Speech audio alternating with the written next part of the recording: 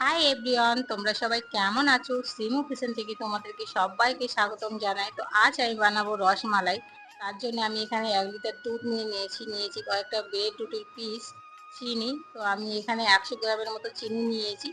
খুব অল্প উপকরণ দিয়ে এখানে রসমালাইটা বানানো যায়, আপনারাও বানিয়ে দেখবেন, খুব সুন্দর লাগবে খেতে। তো চলো বেশি বকবক না করে ভিডিওটা শুরু করা যাক। তো প্রথমে আমি নিয়েছিলাম এখানে 1 লিটার দুধ।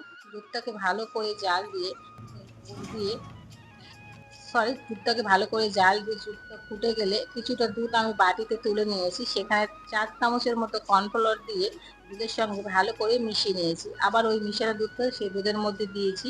কর্নফ্লাওয়ার দেওয়ার কারণে এটা খুব তাড়াতাড়ি ঘনত্ব হয়ে যাবে, একটা ক্ষীর আকারে তৈরি হয়ে যাবে। এটা যখন একটু ক্ষীর আকারে হয়ে আসবে তার মধ্যে একটুখানি চিনি দিয়ে আবারও নাড়াচাড়া করে ঘনত্ব একটা ক্ষীর করে নামিয়ে রাখবো সাইডে। ওই কড়াইতে একটুখানি দুধ, কয়েকটা এলাচের দানা আর চিনি দিয়ে আবারও নাড়াচাড়া করে ঘনত্ব করে নামিয়ে রাখবো। এদিকে কয়েকটা আমি ব্রেড রুটির পিস নিয়েছি, কালো অংশগুলো কেটে দিয়েছি। তারপর একটা ব্রেডের সাহায্যে বেড়ে নিয়েছি দুই পাশের দিকে। তারপর সেই ক্ষীরটা তৈরি করেছিলাম সেটা চামচ দিয়ে এভাবে বিছিয়ে দেওয়ার পর রোলের আকারে করে নিয়েছি প্রত্যেকটা ব্রেড রুটি। আকার প্লেটে নেওয়ার পর প্রত্যেকটা রোল আকারে এভাবে দেওয়ার পর মানে যেটা আমি দুধটা ঘনত্ব করে নিয়েছিলাম সেটা তার মধ্যে দিয়ে দিয়েছি। প্লেটটা একটু ছোট হয়েছিল বলে থালাতে আবারও ভালো করে সাজিয়ে নেওয়ার পর তার মধ্যে দুধটা ছড়িয়ে দিয়েছি। তারপর 2 ঘন্টা ফ্রিজে রাখা দেওয়ার পর এটা আরো খেতে সুন্দর লাগবে।